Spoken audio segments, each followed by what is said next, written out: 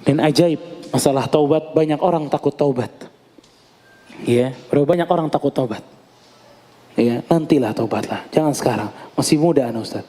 Ya, nantilah, tenang-tenang, masa taubat sekarang, terlalu buru-buru. Ya. Padahal kita tahu, nanti kita bakal datang tamu. Tamu yang paling keras kepala. Tamu yang gak bisa diusir. Jangan datang, gak mau, tetap datang. Siapa? Malaikat maut. Itu paling batu, gak bakal mau diusir, coba ente usir. Siapa yang berani usir? Siapa yang bikin mampu dia jalan ke depan terus dibikin lari jalan ke belakang? Gak ada yang mampu ya khawata. Itu maut, misteri buat kita. Masalah yang gak punya solusi. Ya, makanya kalau kita buat permisalan ya khawata. Gimana pada saat ada pesawat, ya isinya ada orang satu gak lihat, buta dia. Ya, pesawat bahaya, bakal jatuh. Semua orang udah pakai pelampung, semua orang udah siap-siap nih menyiapkan dirinya karena pesawat akan jatuh. Yang buta, khusus yang buta. Yang buta bilang, enggak. Nanti saya pakai pelampungnya kalau udah deket daratan. Saya pakai pelampungnya kalau udah dekat daratan. Ini yang lihat pada udah pakai pelampung, yang buta justru nolak. Enggak, ntar. Kalau udah dekat daratan saya pakai. Gimana ya khawata? Kapan dia bisa lihat daratan? Kan ente buta. Iya kan?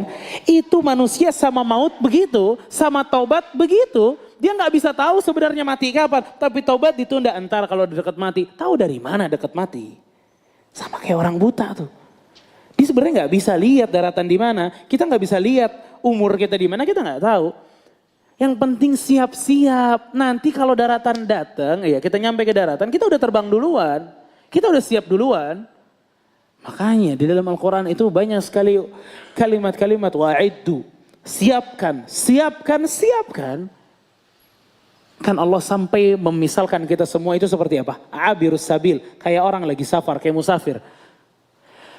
Masa sih musafir ya dari kamar, wah saya bakal jadi musafir ke Bandung. Saya mau jalan kaki ke Bandung. Gak bawa dompet lah. Gak bawa handphone, gak bawa dompet, jalan aja. Kayak gitu musafir. Enggak, dia pasti bawa bekal, dia bawa air, dia bawa makan, dia bawa duit, dia bawa handphone, iya kan? Disiapkan tuh karena buat safar. Di dunia tuh gitu, Allah permisalkan kita sebagai orang musafir, Kak, biar ada persiapan. Wa tazawadu fa inna khaira zadi taqwa. Persiapkanlah bekal kalian dan sebaik-baik bekal adalah takwa kepada Allah. Musafir di dunia itu enggak ada yang panjang ya khawata. Paling beberapa tahun. Tapi negeri akhirat itu panjang fasenya. Itu perjalanan paling panjang manusia.